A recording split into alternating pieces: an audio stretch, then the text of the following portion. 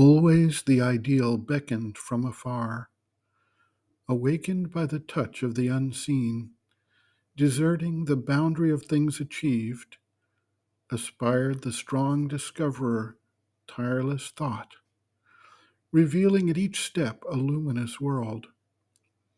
It left known summits for the unknown peaks. Impassioned, it sought the lone, unrealized truth. It longed for the light that knows not death and birth.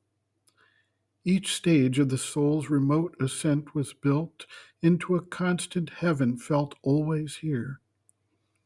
At each pace of the journey marvelous, a new degree of wonder and of bliss, a new rung formed in being's mighty stair, a great wide step trembling with jeweled fire, as if a burning spirit quivered there, upholding with his flame the immortal hope. As if a radiant God had given his soul that he might feel the tread of pilgrim feet mounting in haste to the Eternal's house. At either end of each effulgent stair, the heavens of the ideal mind were seen in a blue lucency of dreaming space, like strips of brilliant sky clinging to the moon. On one side glimmered hue of on floating hue, a glory of sunrise breaking on the soul in a tremulous rapture of the heart's insight and the spontaneous bliss that beauty gives, the lovely kingdoms of the deathless rose. Above the spirit cased in mortal sense are superconscious realms of heavenly peace. Below, the inconscient, sullen, dim abyss. Between, behind our life, the deathless rose. Across the covert air the spirit breathes, a body of the cosmic beauty and joy, unseen, unguessed by the blind, suffering world, climbing from nature's deep surrendered heart. It blooms forever at the feet of God, fed by life's sacrificial mysteries.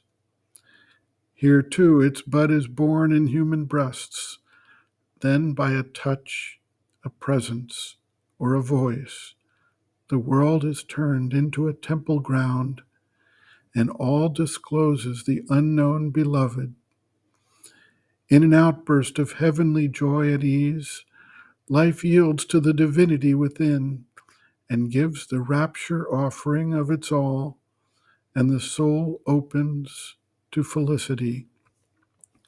A bliss is felt that never can wholly cease, a sudden mystery of secret grace, flowers goldening our earth of red desire. All the high gods who hid their visages from the soiled passionate ritual of our hopes reveal their names and their undying powers. A fiery stillness wakes the slumbering cells, a passion of the flesh becoming spirit, and marvelously is fulfilled at last the miracle for which our life was made. A flame in a white, voiceless cupola is seen in faces of immortal light, the radiant limbs that know not birth and death, the breasts that suckle the firstborn of the sun, the wings that crowd thought's ardent silences, the eyes that look into spiritual space. Our hidden centers of celestial force open like flowers to a heavenly atmosphere. Mind pauses thrilled with the supernal ray, and even this transient body then can feel ideal love and flawless happiness, and laughter of the heart's sweetness and delight, freed from the rude and tragic hold of time, and beauty in the rhythmic feet of the hours. This in high realms touches immortal kind. What here is in the bud has blossomed there. There is the secrecy of the house of flame, the blaze of godlike thought and golden bliss, the rapt idealism of heavenly sense. There are the wonderful voices, the sun laugh, a gurgling eddy in rivers of God's joy, and the mysteried vineyards of the gold moon wine, all the fire and sweetness of which hardly here a brilliant shadow visits mortal life. Although our witness there the joys of time, pressed on the bosom the immortal's touch is felt, heard are the flutings of the infinite. Here upon earth are early awakenings, moments that tremble in an air divine, and grown upon the yearning of her soil, time's sunflowers gaze at gold eternity.